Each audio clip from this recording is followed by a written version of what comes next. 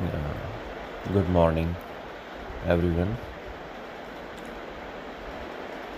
आज हम blood pressure के बारे में या रक्तदाब के बारे में डिस्कस करेंगे। ये लेक्चर पहले भी हो चुका है, पर कुछ लोग काफ़ी बिजी थे तो सुनने का टाइम नहीं निकाल पाए, इसलिए इस लेक्चर को दोबारा ऑडियो के रूप में बता रहे हैं। जो ब्लड प्रेशर है वो अब आप ये देखेंगे कि यह एक गूढ़ लिंग अव्यक्त व्याधि है। होता क्या है कि पेशेंट जो है वो डॉक्टर के पास जाता है। डॉक्टर जो है वो स्फिग्नोमेरोमीटर से ब्लड प्रेशर को चेक करता है और ब्लड प्रेशर को चेक करने के बाद जैसे ही ब्लड प्रेशर बढ़ा या कम मिलता है, वह गोली जो है वो पेशेंट को चिपका देता है, बिना किसी कारण के जाने कि यह ब्लड प्रेशर जो है वो क्यों हुआ होगा। और पेशेंट भी जो है वो एक गोली जो है वो लेना शुरू कर देता है। कुछ समय के बाद वो जाता है पेशेंट डॉक्टर के पास। फिर वो ये कहता है कि डॉक्टर साहब अभी मुझे कुछ चक्कर या कुछ आ रहे हैं। डॉक्टर बीपी फिर एपरेटस से चेक करता है और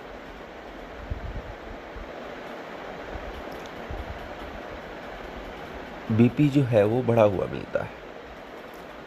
डॉक्टर जो है जो ड्रग की डोज है वो बढ़ा देता है या ड्रग का साल्ट जो है वो बदल देता है, और यह सिलसिला जो है वो उसकी मृत्यु के क्रम तक चलता रहता है। ना पेशेंट ने कभी ये जानने की कोशिश की कि ऐसा क्या है कि यह बीपी जो है या ये जो ब्लड प्रेशर जो है वो बढ़ रहा है, और डॉक्टर ने भी या कभी यह देखने की कोशिश नहीं की या उसने भी ये अपनी रिस्पॉन्सिबिलिटी नहीं समझी कि इस ड्रग का जो साइड इफ़ेक्ट है ये धीरे धीरे से मौत की तरफ ले जा रहा है और हम इसको पूर्ण रूप से इरेडिकेट करने का प्रयास करें कि यह ब्लड प्रेशर ख़त्म हो जाए। एक्चुअली में क्या होता है कि most of the treatment is कि भाई एक आदमी को आपने ब्लड प्रेशर की दवा देना शुरू की। It's सिम्टोमेटिक्स treatment. बीपी था, आपने बीपी की गोली दी, पेशेंट जो है वो कहता है कि मैं ठीक हुआ। डायबिटीज़ की आपकी शुगर बढ़ी, आपने देखा कॉज कुछ नहीं, इफ़ेक्ट कुछ नहीं, बस आपकी बीपी की गोली स्टार्ट होती है, आपकी डायबिटीज़ की गोली स्टार्ट होती है, आपकी कोलेस्ट्रॉल की ट्रीटमेंट ड्रग स्टार्ट होती है, और वो ज़िंदगी भर चलती रहती है। यानी कि आप क्योर कभी नहीं होंगे। सिम्टोमेटिकली उस रक्त दाब को या उस ब्लड प्रेशर को या उस शुगर को हम दबाते रहेंगे। मेरे ख्याल से ये चिकित्सा नहीं है। तो सबसे पहले हम बात करते हैं कि हमारे आयुर्वेद में एक या हमारी भारतीय परंपरा में एक यह संस्कार रहा है कि जब भी हम किसी का नामकरण करते हैं तो वो उसके कार्य के आधार पर करते हैं, उसकी विशेषता के आधार पर करते हैं, उसकी देश या जाति के आधार पर करते हैं। हृदय को भी इसी प्रकार से नामांकित किया गया। हृदय जो है वह 3 बातों को परिलक्षित करता है। As we see that it is made up of 3 words: hra, the and ya. hra, harati, to receive. Superior vena cava और इंफीरियर वेना कैवा से ब्लड को रिसीव किया। टू डिस्ट्रीब्यूट, द फॉर ददाती, डिस्ट्रीब्यूट, एओर्टा के द्वारा संपूर्ण शरीर में ब्लड को बहा दिया। य डिनोट्स ययाति, टू मूव कंटिन्यूअसली। तो यह हृदय जो है, यह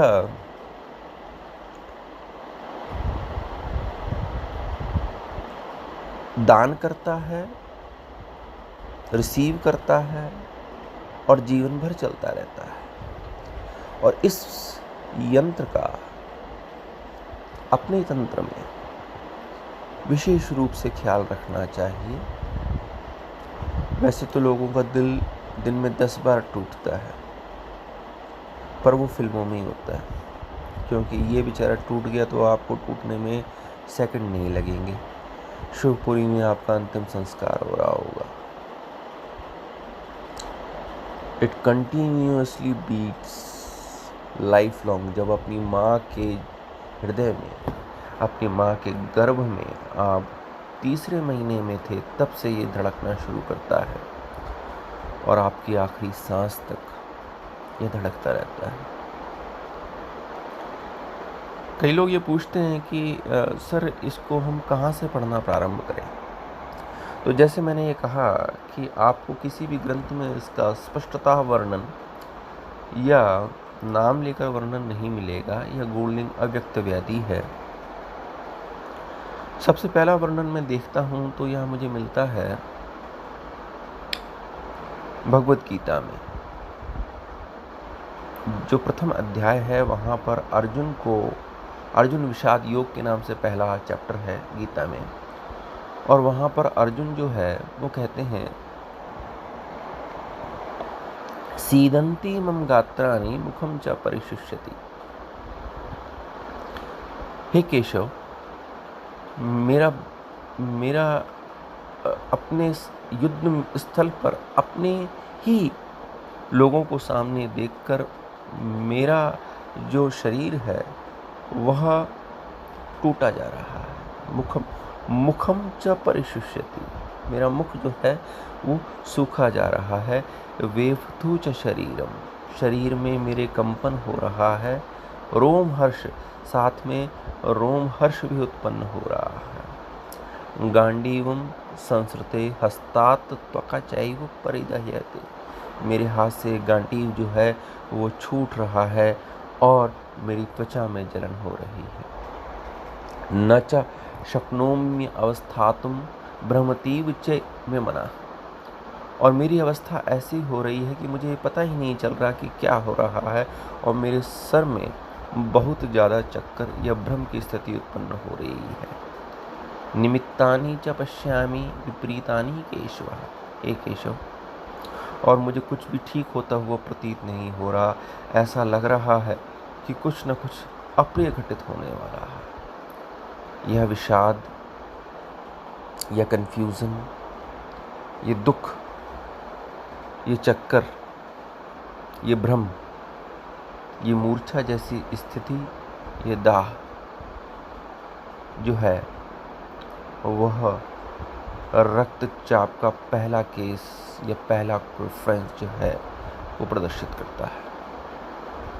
आपके पास पेशेंट आया क्लिनिकल डेस्क पर, तो आपके सामने हृदय ही जो है वो परिलक्षित होता है, परंतु ऐसा नहीं। आइए विचार करते हैं कि क्या और कैसे रक्तचाप की कहानी लिखी जाती है। सबसे पहले अगर आप देखें तो रक्त का संबंध जो है, यह हृदय का जो संबंध है, उसमें ये कहा गया है शोणितात हृदयम तस्य। शोणितात हृदय, शोणित से हृदय की उत्पत्ति। तस्य जायते हृदयात्, उससे हृदय की उत्पत्ति। हृदयात् यकृत, और हृदय से यकृत की उत्पत्ति होती है। यकृतो जायते प्लीहा, यकृत से प्लीहा की। प्लीहा फुफ्फुसम उच्यते, और प्लीहा से फुफ्फुस की उत्पत्ति होती है। परस्पर निबद्धानि सर्वाण्य एतानि भार्गव, काश्यप संहिता में लिखा हुआ है कि हृदय हार्ट, लिवर, स्प्लीन और लंग्स परस्पर एक दूसरे से जुड़े हुए हैं।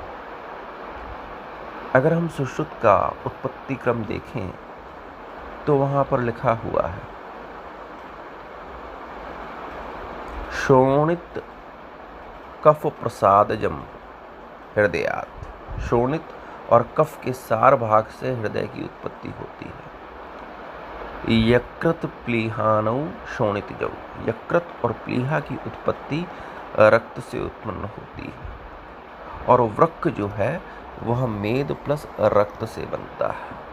तो इस प्रकार से यदि आप कहानी देखेंगे तो यकृत, प्लीहा, वृक्क और हृदय ये रक्त के द्वारा रक्त से उत्पन्न होते हैं, रक्त का निर्माण करते हैं, रक्त का संग्रह करते हैं, रक्त का संचालन करते हैं और रक्त का फिल्ट्रेशन करते हैं। इस प्रकार से ये एक दूसरे से जुड़े हुए होते हैं और इनमें से किसी एक में कोई दिक्कत आती है तो वह दिक्कत दूसरे में अवश्यंभावी दिखती है। जिस प्रकार से यदि यकृत में कोई दिक्कत आती है तो वह दिक्कत आपको प्लीहा में जरूर दिखाई देगी, इट इज़ 100%। और प्लीहा में यदि कोई दिक्कत है तो वह दिक्कत आपको वृक्क में अवश्य दिखाई देगी, इट इज़ 100% श्योर। और जब इन तीनों में दिक्कत है तो इसका असर आपको आपके हृदय पर अवश्य दिखाई देगा। हम कहते हैं कि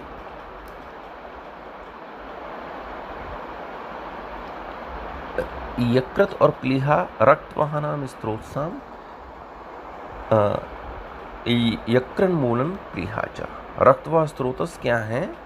जो रक्त का परिणमन करते हैं और धातु को उत्तरोत्तर आगे की ओर ले जाते हैं रक्त के, वो दो मूल हैं, लिवर एंड स्प्लीन।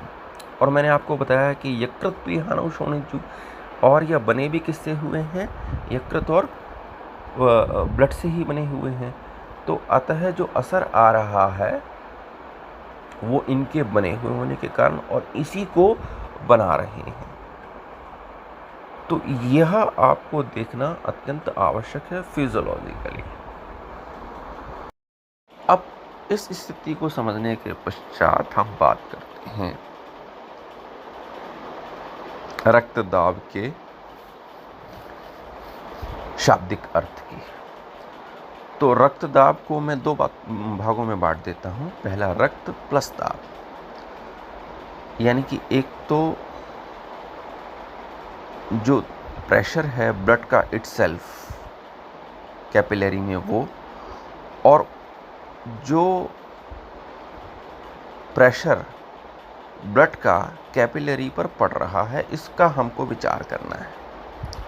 एक वह प्रेशर जिस प्रेशर के साथ ब्लड कैपिलरी में बह रहा है, नंबर एक। नंबर दो कि वह प्रेशर जो ब्लड वेसल पर डाल रहा है। इन दो बातों का विचार हमें करना है। कहा जाता है, if we see the definition of blood pressure, BP is a product of cardiac output and peripheral resistance. Cardiac output यानी कि किस प्रकार से रक्त जो है वो बाहर निकलेगा और उसके आसपास उसका रेजिस्टेंस क्या होता है, यह बीपी को तय करता है। हृदय से बाहर निकलने वाला रक्त और परिधीय प्रतिरोध। हम ये कहते हैं व्यानेन रसधातुर्हि विक्षेपित उचित कर्मणा। व्यान वायु के द्वारा रस धातु का विक्षेपण उचित तरीके से किया जाता है। युगपत सर्वतो अजस्त्रम देहे विक्षेपित, और वह एक साथ संपूर्ण शरीर में इस देह में रस और रक्त का संवहन करता है। यह व्यान वायु का काम है, ऐसा चरक कहते हैं गृहिणी के अध्याय में। हमें वातत्रयी के ऊपर ध्यान देना है। जैसे ही आप सांस लेते हैं, ये सांस लेने या जिसको हम आदान क्रम कहते हैं, इसका कार्य प्राणवायु के द्वारा होता है, जिसके कारण आपका हृदय जो है वह डायलेट कर जाता है। दैट इज बिकॉज ऑफ प्राणवायु, ग्रहण करता, सांस को ग्रहण करके हृदय को विस्फारित करने वाला। और उसके एवज में या उसके रिएक्शन में उदान वायु जो होती है वह अपनी आप जो है वो सांस को शरीर से या CO2 को शरीर से बाहर निकालते हैं और श्वसन की क्रिया संपादित होती है, जिसके कारण उत्क्षेपण यानी कि प्राणवायु के द्वारा जो फुफ्फुस और हृदय में विस्फार उत्पन्न हुआ, ऑल डायमीटर्स आर इंक्रीज्ड, उदान वायु के कारण वह अपने स्थान पर आ जाते हैं।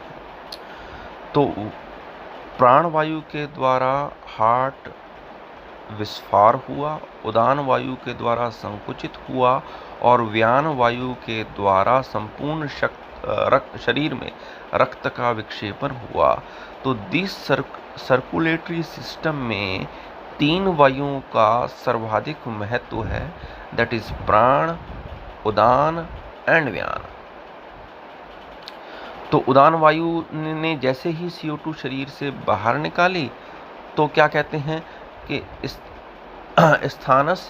स्थानम उदानस्य नाभ्य और कंठ एव च वाक प्रवृत्ति प्रेरतूर्जना बलवर्ण स्मृति क्रिया। O2 को लेकर जब CO2 को बाहर निकाला जाता है तो श्वसन की क्रिया संपादित होती है, ब्लड जो है वो साफ हो जाता है, जिससे आपका वर्ण जो है वह चमकने लग जाता है और आपको उसके फलस्वरूप एनर्जी 28 ATP के रूप में मिलती है, जिससे आपको ऊर्जा मिलती है। यही वायु जब ऊपर जाकर लैरिंग से टकराती है तो वाक यानी कि वाक प्रवृत्ति यानी कि प्राण के द्वारा जो इमोशंस आए थे उस इमोशन को आवाज उदान वायु के द्वारा मिलती है और ऊर्जा जो है वो आपको मिलती है। इस प्रकार से वात त्रयी का वर्णन किया गया है प्राण, उदान और व्यान के रूप में। साधक पित्त, वाग्भट्ट कहते हैं साधकम हृदयम गतम पित्तम, मोह, डिलीरियम, डिप्रेशन, अवसाद, भय प्रतीति, फियर फीलिंग, चिड़चिड़ापन आदि लक्षण जो हैं जिन व्यक्तियों में होते हैं, हमें देखा गया है कि उनका BP जो है वो अक्सर बढ़ा हुआ मिलता है। They are suffering from hypertension, that is because of साधक पित्त। हमने फंक्शनल चेंज की बात करी, अब हम because of the metabolic changes के बारे में बात करते हैं। दिस इज बिकॉज ऑफ साधक पित्त। नंबर 3, अवलंबक कफ। सत्रकस्य स्ववीर्यतः हृदयस्य अन्यवीर्यात् च तत्सम एव अम्बुकर्मणः कफस्थानानां च शेषानां यत् करोति अवलम्बम् अतो अवलंबक श्लेष्म। तृक को अपने वीर से अवलंबित करने वाला, अनुग्रहित करने वाला अवलंबक कफ होता है। यह अन्य के वीर के द्वारा और अपने अंबुकर्म के द्वारा हृदय को बल देता है। यह कफ का स्थान है, मुख्य स्थान है और अन्य चारों कफ को बोधक कफ, तर्पक कफ, श्लेषक कफ और क्लेदक कफ को अनुग्रहित करता है। उसको क्या कहा गया है? इसको अवलंबक कफ कहा गया है। और आप ये ध्यान में रख दीजिएगा कि यही अवलंबक कफ एक्चुअली में ओज को भी प्रदर्शित करता है।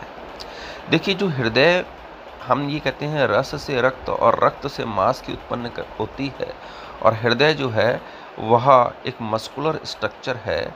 लेकिन यदि आप मेडिकल ज्यूरिस्प्रूडेंस कराते हैं या विशेष रूप से हृदय की जांच कराते हैं तो हृदय का मांस जो होता है वो अन्य स्थान की अपेक्षा वो अलग होता है, क्योंकि उस मांस में अवलंबक कफ विशेष प्रकार का या जो कफ है, जो अवलंबक के रूप में होता है विशेष प्रकार का, और ओज की उपस्थिति के कारण यह अविरत जो है वो बिना थके चलता रहता है। आप कोई भी वजन उठाइए, आपकी मसल जो है वो दर्द करने लग जाएगी। लेकिन इस प्रकार का कार्य कि गर्भ के तृतीय मंथ से लेकर आपके आजीवन अंतिम सांस तक यह मस्कुलर कॉन्स्ट्रक्शन और रिलैक्सेशन लगातार चलता रहता है, तो इसके लिए एक विशेष मांस की आवश्यकता होती है, और वह मांस अवलंबक और ओज युक्त है। इसलिए यह एक विशेष प्रकार का मांस है। इसीलिए कहा है कफ प्रसादजम शोणितजम, यानी कि जो मांस उत्पन्न हो रहा है वो रक्त से तो है, लेकिन साथ में कफ प्रसादजम जोड़ दिया गया है, यानी कि वो जो ओज का पार्ट भी है वो इस मांस में विशेषता है। इसीलिए इसमें इतनी ताकत है कि यह लगातार कॉन्स्ट्रिक्ट और रिलैक्स करता रहता है। इस प्रकार से हमने देखा कि दोष जो कि फंक्शनल चेंजेस के लिए, वात फंक्शनल चेंजेस के लिए, पित्त मेटाबॉलिक चेंजेस के लिए, और कफ स्ट्रक्चरल चेंजेस के लिए उत्तरदायी हैं। उनमें प्राण, उदान और व्यान रस रक्त के संवहन के लिए उत्तरदायी हैं फिजियोलॉजिकली, परंतु पैथोलॉजिकली आपने देखा कि प्राण, समान और व्यान जो है, और उदान और प्राण भी जो है वो पैथोलॉजी में अपनी भूमिका रक्तचाप को बढ़ाने में लगाते हैं। वायु का अगर हम गुणतः इसका समीक्षा करें या विश्लेषण करें या एनालिसिस करें, तो वायु का चल गुण बढ़ जाता है, पित्त का उष्ण और तीक्ष्ण गुण बढ़ जाता है, और कफ का स्निग्ध और मंद गुण बढ़ जाता है रक्तचाप की स्थिति में। धातु का विचार करें तो रस, रक्त, मांस और मेद जो है, यह धातु जो है वह भाग लेती है। रस और रक्त का संवहन तो हमें दिख ही रहा है कि यह डायरेक्टली होता है, और मांस धातु का बना हुआ होने के कारण, और जो उपलेपन की क्रिया है, जो हृदय में स्नेहांश है, जो धमनियों में स्नेहांश है, दैट इज बिकॉज ऑफ मेद। तो 4 धातुएं हो गई, रस, रक्त, मांस और मेद। 3 दोष हो गए, वात, पित्त, वो प्राण, 3 वात हो गई, प्राण, उदान और व्यान। और ओज का विचार हृदय में स्थित बल देने का कारण, जो अत्यधिक ध्यान करते हैं, क्रोध करते हैं, शोक करते हैं, श्रम आदि से क्लांत रहते हैं, भयग्रस्त रहते हैं, मानसिक रूप से व्यग्र रहते हैं, दुर्बल हैं, उनकी इंद्रिय कर्म हानि होकर उन्हें भी रक्त दाब की व्याधि से, वह रक्त दाब के अनुक्त लक्षण या व्याधि से पीड़ित रहते हैं। मन, हम ये जानते हैं कि कुछ लोग प्रकृतिस्थ जो होते हैं वो एक जगह बैठ कर नहीं रह सकते। कुछ लोग ऐसे होते हैं जो एक जगह बैठे हैं तो बैठे ही रह जाते हैं। कुछ लोग अपना कार्य का संचालन जो होते हैं वह सही तरीके से करते हैं। इनको हम कैटेगराइज करते हैं सात्विक, राजसिक और तामसिक। जो चंचल रहते हैं, लगातार इधर उधर बैठे रहते हैं, वह सामान्यतः राजसिक रूप से राजसिक व्यक्ति होते हैं और व्यग्र रहते हैं, और इनको हाई बीपी की शिकायत रहती है। ऐसे व्यक्ति जो तामसिक होते हैं और एक ही स्थान पर बैठे रहते हैं, वह लो बीपी के शिकार होते हैं। राजसिक व्यक्ति को हाइपरटेंशन और तामसिक व्यक्ति को हाइपोटेंशन की क्रिया, और सात्विक व्यक्ति का ब्लड व्यापार जो है, रक्त व्यापार जो है, वो सही तरीके से गति करता है।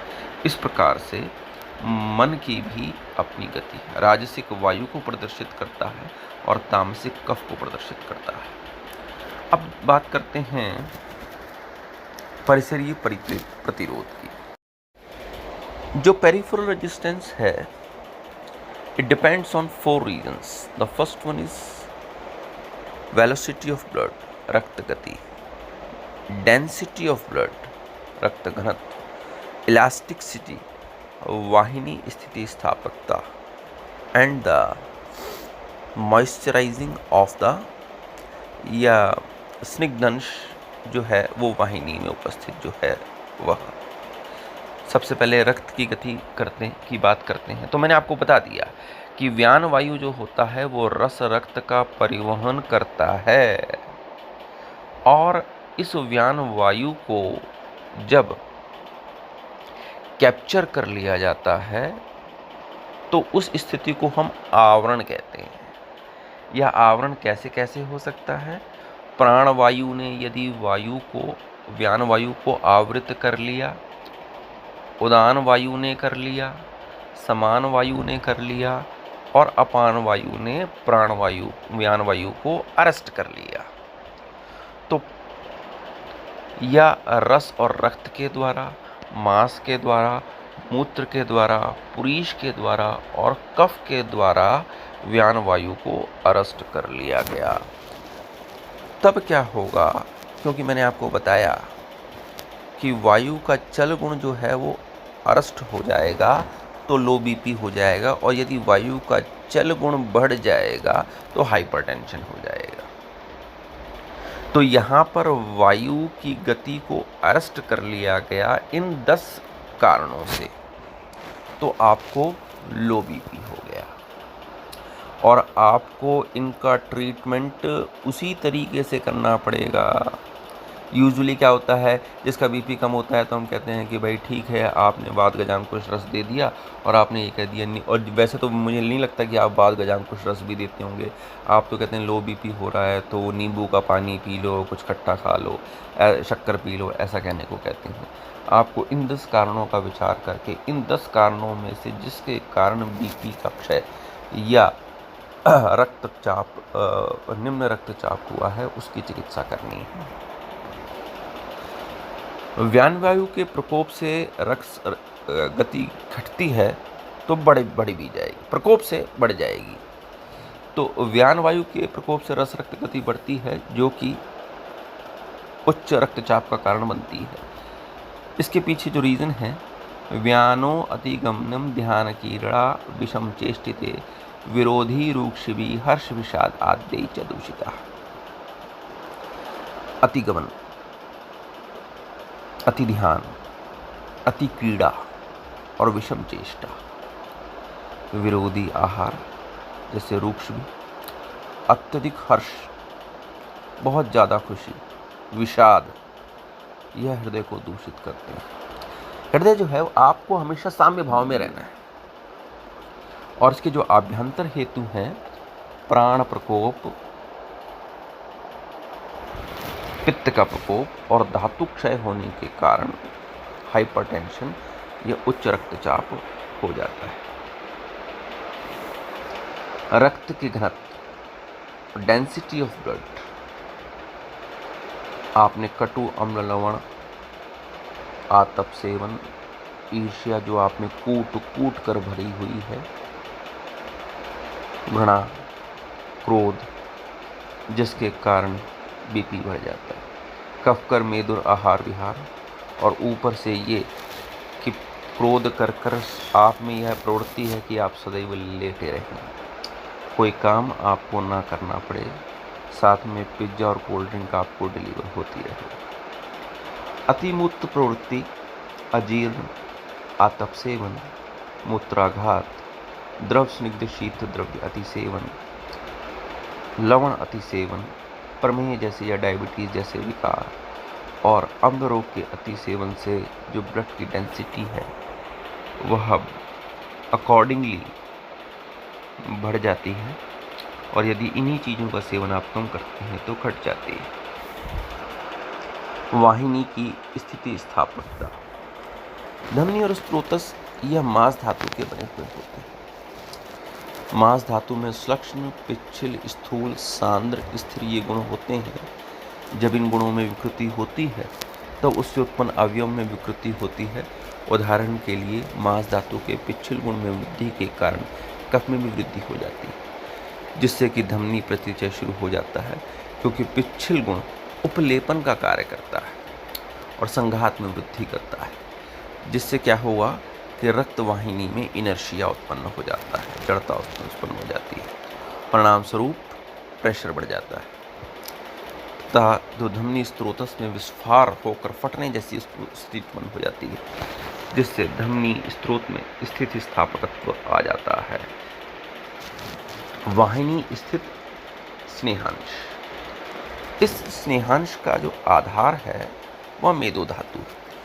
अगर देखिए जो ट्यूब है वह ट्यूब जो होती है वह डायलेट होती है और कॉन्स्ट्रिक्ट होती है, और ये कॉन्स्ट्रिक्शन और डायलेशन की क्रिया बिकॉज ऑफ जो the tube is very elastic, और इस इलास्टिसिटी के कारण ही व्यान वायु को बल मिलता है और वह ऊपर और नीचे की ओर उसको गति प्रदान करता है। और जब यह थोड़ी सी एथेरोस्क्लेरोसिस हो जाता है, धमनी प्रतिचय हो जाता है, जिसके कारण मेद की कमी हो जाती है, तो क्या होता है कि यह मेद का स्नेहांश कम हो जाता है, और अब एथेरोस्क्लेरोसिस के कारण जो रक्त का दबाव है वह बढ़ जाता है। यह कभी कभी क्या होता है कि इस भित्ति के ऊपर because of the high cholesterol, इन वाहिनियों के ऊपर कोलेस्ट्रॉल की मात्रा या कोलेस्ट्रॉल जमा हो जाता है, जिसके कारण व्यान स्रोतों अवरोध हो जाता है, ऑब्स्ट्रक्शन ऑफ द चैनल हो जाता है, और व्यान वायु को अपना व्यापार करने में या ट्रांसपोर्टेशन करने में बहुत दिक्कत पेश आती है, जिसके कारण वह पेरिफेरली जो होता है रक्त वाहिनियों पर दबाव डालता है, जिसके कारण हाइपरटेंशन हो जाता है। तो अब मैं ये देखूं तो 15 स्थिति पुनः उत्पन्न हो गई। रसगत कफ, रसगत वात, रसगत पित्त, रक्तगत कफ, रक्तगत वात, रक्तगत पित्त, मासगत कफ, मासगत वात, मासगत पित्त, मेदोगत कफ, मेदोगत वात, मेदोगत पित्त, कफावृत वात, पित्तावृत वात और केवल वात। इस तरीके से 15 स्थितियों में हृदय की विकृति उत्पन्न होने के चांसेस रहते हैं। और आपके पास पेशेंट आता है तो सर्पगंधा घनवटी, अर्जुनारिष्ट, बाबा रामदेव की मुक्तावटी, और कुछ लोग जो ज़्यादा ज्ञानी हैं वो वैद्य रत्नम की को कार्डोकाम इस तरीके से देते हैं, परंतु यह कोई विचार नहीं है, यह कोई चिकित्सा नहीं है, यह युद्धृच्छा चिकित्सा है विदाउट एनी विजन। रसगत कफ, रस के सांद्रता को बढ़ जाने के कारण गौरव, आलस्य, अग्निमांद, कटिग्रह और वेदना होती है। मांसगत कफ, मांस का शैथिल, मांस क्योंकि पार्थिव है शैथिल्य बढ़ जाता है।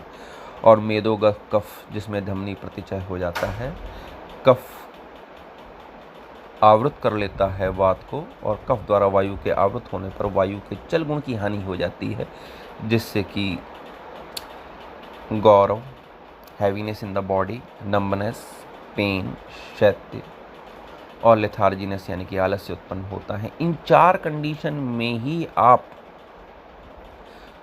सर्पगंधा घनवटी दे सकते हैं। 15 में से 4 स्थिति में ही केवल आप क्या दे सकते हैं, सर्पगंधा घनवटी दे सकते हैं। बाकी की क्योंकि सर्पगंधा जो है दैट इज अगर आप इसका वो देखें तो कटु विपाक और उष्ण वीर की है और रूक्ष गुण वाली है, तो जिसके कारण यह इन 4 कंडीशन पर ही काम करती है। इसके अलावा जो 11 कंडीशन हैं, यानी कि ये कैसी स्थिति हो गई, पृथ्वी व जल की। बाकी की जो 11 कंडीशन है that is related to the पित्त, इट मीन्स कि it is related to the agni and vayu. वहाँ पर आपकी अकॉर्डिंगली आपको चिकित्सा करनी पड़ेगी।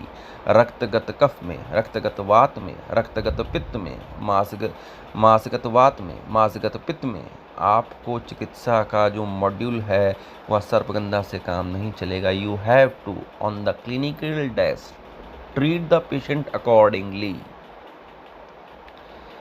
चिकित्सा सूत्र देखें, वातानुलोमन, शोफग्न और स्त्रोतोशोधन। अब तक हमने बात की कि भाई ये ऑर्गन जो है वो आपस में जुड़े हुए। तो सबसे पहले क्या हुआ, क्योंकि यकृत और प्लीहा के ऊपर दिक्कत आ रही है, तो यकृत और प्लीहा रक्त के स्थान कहे गए हैं। और यदि आप चरक चिकित्सा अध्याय 4 देखें, जो कि रक्त पित्त का है, और चरक निदान 2 देखें तो वह भी रक्त पित्त का है। वहाँ पर लिखा हुआ है कि तस्येयम् आचरत पित्त प्रकोपम आपद्यते लोहितम च स्वप्रमाणम अतिवर्तते। यदि आप उष्ण अम्ल लवण आहार के रूप में और आतप में घूमना, क्रोध करना, ईर्ष्या करना, गुस्सा करना आदि विहार के रूप में पित्त प्रकोपक आहार विहार करते हैं, तो रक्त अपने प्रमाण में बढ़ जाता है।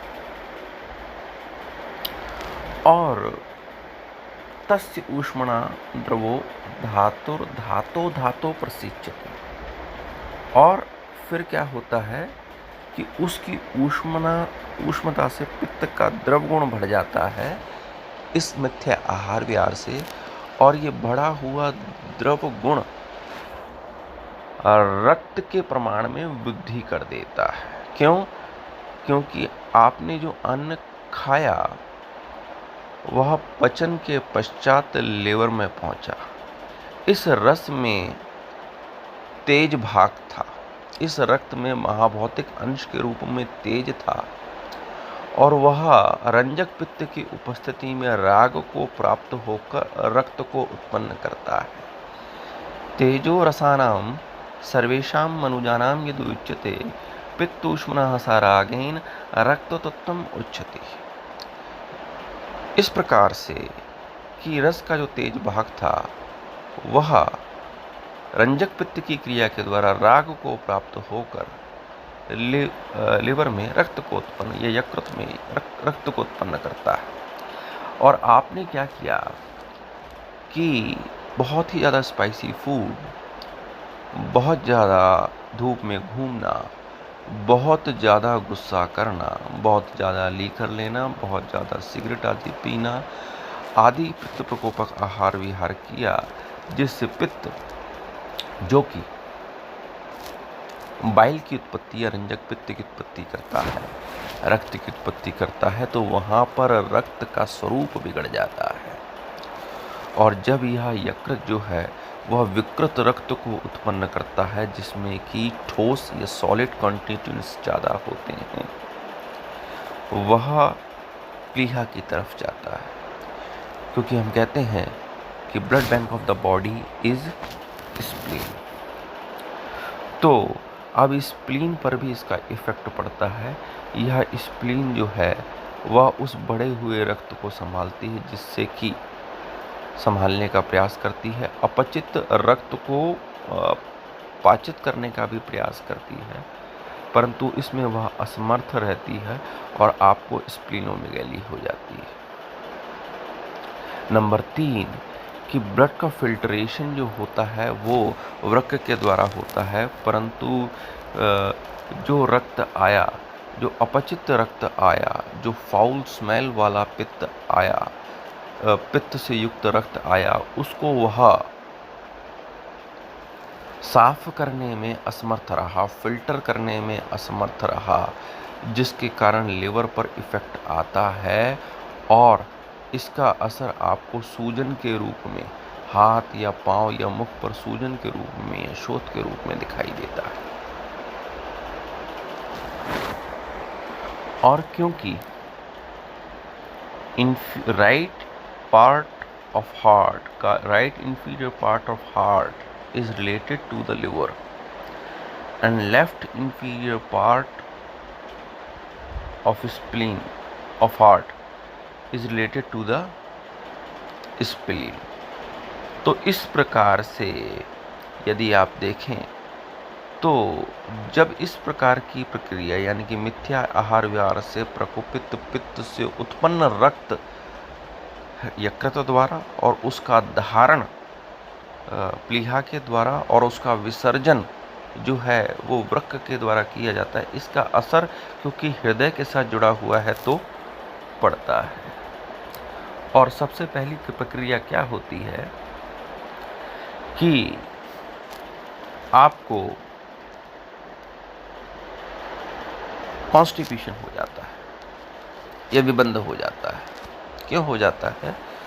क्योंकि जो पित्त का गुण है, सस्नेहम उष्णम तीक्ष्णम च द्रवम अम्लम सरम कटुम, तो सर गुण के कारण क्या होता है? सर अनुलोमन प्रोक्तः। तो सर गुण के कारण क्या होता है? पित्त जो होता है वो अन्न को आगे सरकने में मदद करता है। परंतु सरगुण जब वो कम हो जाता है तो आपको अपान वायु जो है वह मल का विसर्जन नहीं कर पाता, जिसके कारण अपान वायु जो है वो विकृत हो जाती है और यह स्थिति कोष्ठबद्धता या विबंधता कहलाती है। अब अपान वायु जो थी वह नीचे की ओर गति ना कर ऊपर की ओर गति करती है, जिसके कारण ये समान वायु को विकृत कर देती है।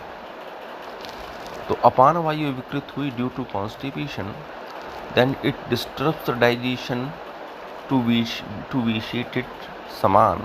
उसने विकृत कर दिया समान को और अल्टीमेटली समान जो है वो व्यान को विशिएट या विशुद्ध कर देती है, विक्षोभ उत्पन्न कर देती है, जिसके कारण आपको पीपी हो जाता है। क्रम आपने याद रखना है कि अपान सबसे पहले विकृत होगी, अपान के द्वारा समान विकृत होगा और समान के बाद व्यान विकृत होगा। यह क्रम है। उत्पन्न की स्थिति जो है वो कैसे उत्पन्न हुई?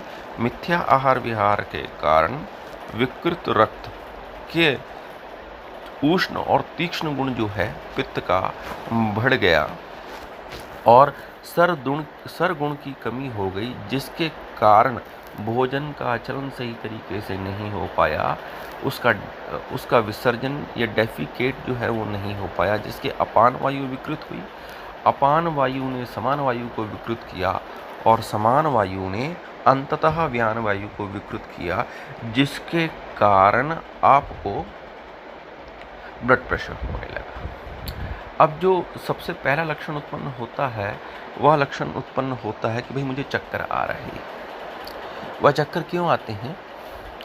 क्योंकि अब यह अंततः वायु ब्लड का जो मस्तिष्क का या ब्रेन का पोषण होता है वह भी रक्त के द्वारा होता है। अब रक्त तो वृक्क के द्वारा शुद्ध नहीं किया जा सका, तो वह रक्त जो ऊपर जाकर पहुंचा, उस अशुद्ध रक्त ने आपके अंदर क्या उत्पन्न करना शुरू किया? भ्रम उत्पन्न करना शुरू किया। यह भ्रम की उत्पत्ति जो होती है वो दो कारणों से होती है। Whether it is originated from the liver, either it is originate from the liver और बाय द किडनी। या तो वो लिवर के कारण उत्पन्न होगी या वृक्क के कारण उत्पन्न होगी। लिवर के कारण उत्पन्न होने वाला वर्टिगो बहुत ज़्यादा खतरनाक होता है, क्योंकि यह रक्त के द्वारा उत्पन्न होता है और रक्त की एल्कलाइन नेचर होने के कारण यह वर्टिगो अत्यंत उत्पन्न करता है। वृक्क के कारण जो वर्टिगो उत्पन्न होता है वह मेद के कारण होता है और इसकी जो सीवियरिटी होती है वो रादर देन लिवर की अपेक्षा कम होती है और उसके पश्चात आपको इंसोम्निया या अनिद्रा जैसे लक्षण भी जो हैं वो आने लगते हैं, क्योंकि मस्तिष्क पर उसका प्रभाव पड़ रहा। इस प्रकार से मस्तिष्क, हृदय, यकृत, प्लीहा, वृक्क और पक्वाशय एक दूसरे से जुड़े हुए होते हैं।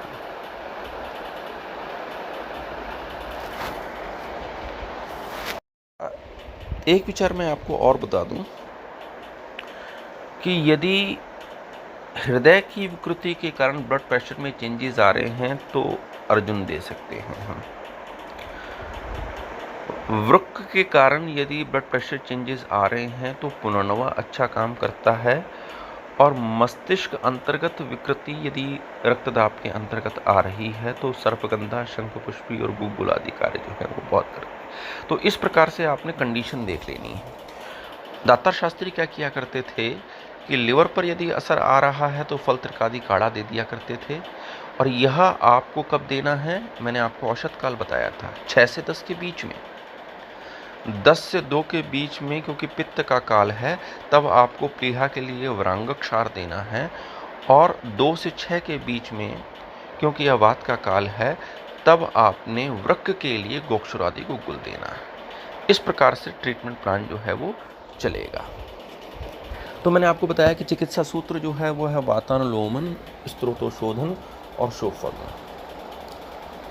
तो अगर हाई सिस्टोलिक है तो इट सजेस्ट वात पित्त, and the high diastolic that is वात कफ। हाई सिस्टोलिक है तो आपको बृहत्यादि कषाय, धानवंतर कषाय, पुनर्नवादि कषाय, दशमूलादि कषाय देना है।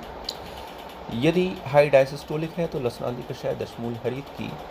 High systolic and high diastolic दोनों है तो द्राक्षादि कषाय, सुकुमार अरण्य, दशमूल हरित की और बृहत्यादि कषाय। यह आपकी ड्रग ऑफ चॉइस रहेगी। हाई सिस्टोलिक, जैसा कि मैंने कहा कि वात पित्त को, तो रक्त पित्त की स्थिति में पुनः जाइए। 2 प्रकार का है, ऊर्ध्वक और अधोग। ऊर्ध्वक में कफ की स्थिति रहती है, यानी कि वो हाई डायसिस्टोलिक को प्रदर्शित कर रहा है।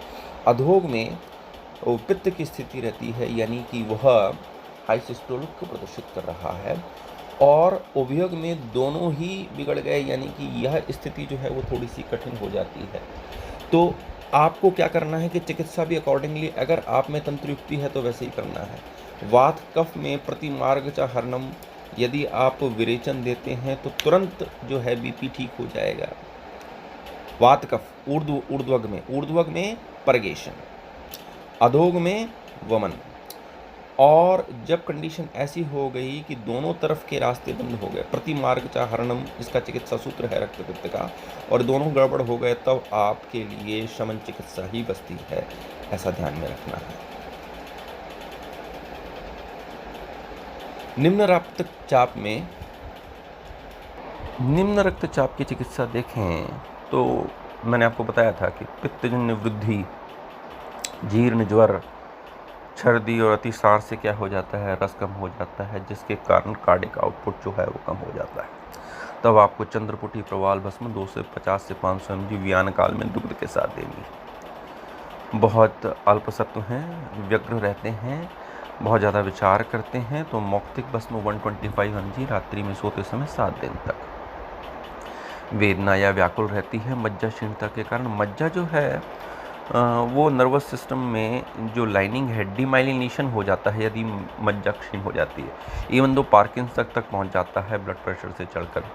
तो इसमें आपने मज्जा को रिपेयर करने के लिए रौप्य भस्म 125 mg, अभ्रक भस्म 125 mg 7 दिन तक च्यवनप्राश या आम्लकी प्राश के साथ देना है।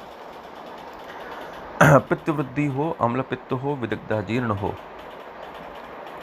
सूत्र शेखर 125 mg, स्वर्ण माक्षिक 250 mg दिन में 2 बार शुक्र दूध या शक्कर के साथ दाड़िम पाक के साथ। पित्त ग्रहणी कांदुदा 500 mg, शीत पित्त, उदर्द, कोट इत्यादि व्यान प्रकोप जन्य लक्षण। लघु सूत्र शेखर 1-1 ग्राम सकाली संध्याकाली आंवला के साथ। पांडु अप्रमेय है तो ताप्यादि लो 1-1 ग्राम वसंत कुसुमाकर के साथ 125 mg मधु सकाली। मांस में क्षीणता है, शतावरी 3 ग्राम, 1 ग्राम अश्वगंधा, 1 ग्राम विदारी 2 वक्त दूध के बराबर दूध के साथ 1 महीने तक लगातार। बराबर 1 महीना माने 1 महीने तक लगातार। महायोगराज गुगुल 125 mg, शतावरी 500 mg 2 बार व्यान काल के साथ। यदि आपका ओशीण है, जो कि है, तो दुग्ध पान कीजिए। पना माने कि जो आंवले का जो कच्ची अम्बी होती है ना, उसका रस निकाल लीजिए आप, वो हृदय है। और बला तेल का अभ्यंग कीजिए। उच्च रक्तचाप में हमको देखते हैं कि पेशेंट जो होता है वो ओबेस होता है, ज़्यादा चिंता करता है, तो हमको अलग अलग कंडीशन देख लेनी है। यदि आपको ओबेस पेशेंट आता है, मांस वृद्धि होती है, और लेडीज़ में यदि गर्भाशय शोष हो गया है, तो चंद्रप्रभा गुगुल 250 mg 4 बार सामुदक काल में। रक्त वृद्धि जो है वो और रक्तस्राव, नाक से आदि खून निकल रहा है, तो वास्कासम, नाक केसर, शतावरी कल्प। यदि मेद वृद्धि हुई है पेशेंट जो है वो मेद काफ़ी बड़ा हुआ है, कोलेस्ट्रॉल आदि बढ़े हुए हैं, तो मेदो हर योग दीजिए। वायविडंग, त्रिफला, त्रिकटु और मंडूर भस्म। उद्घर्षण, उद्घर्षण जो है वो अभ्यंग का उलट है। इसमें क्या करते हैं कि आप अपने पेशेंट को कहिए कि आप अपने बाथरूम में जो है वो एक डब्बा रख लें जिसमें जौ का आटा हो, और उसको थोड़ा सा पेस्ट कर कर बेली पर एंटी क्लॉकवाइज घुमाएं जब तक कि पसीना ना आ जाए, जो कि कफ और मेद का हरण करता है, जिसके कारण मेद का क्षय होता है। मज्जा क्षीणता जन्य वात वृद्धि में गुड़ूची, शक्कर, नागरमोथा, आंवला चूर्ण 1 ग्राम रात्रि में शहद के साथ, वृद्ध व चिंतामणि रस 150 125 mg मधु के साथ में सारस्वतारिष्ट। मलग्रह मेदोली, कॉन्स्टिपेशन है और पेशेंट ओबेस है तो कुमारी आसव नंबर 2 और अभिहरिष्ट, और आरोग्यवर्धनी वटी 250 mg अपान काल 2 बार। ऐसा आपको करना है। तो इस प्रकार से मैंने आपको जो है वो हाइपरटेंशन के बारे में जो थोड़ा बहुत ज्ञान था वो बता दिया। Open your heart, otherwise your surgeon opens it for you.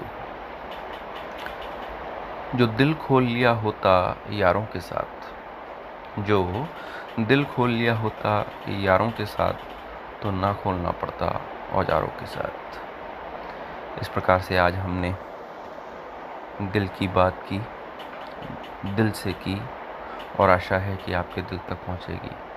Thank you very much. देखिए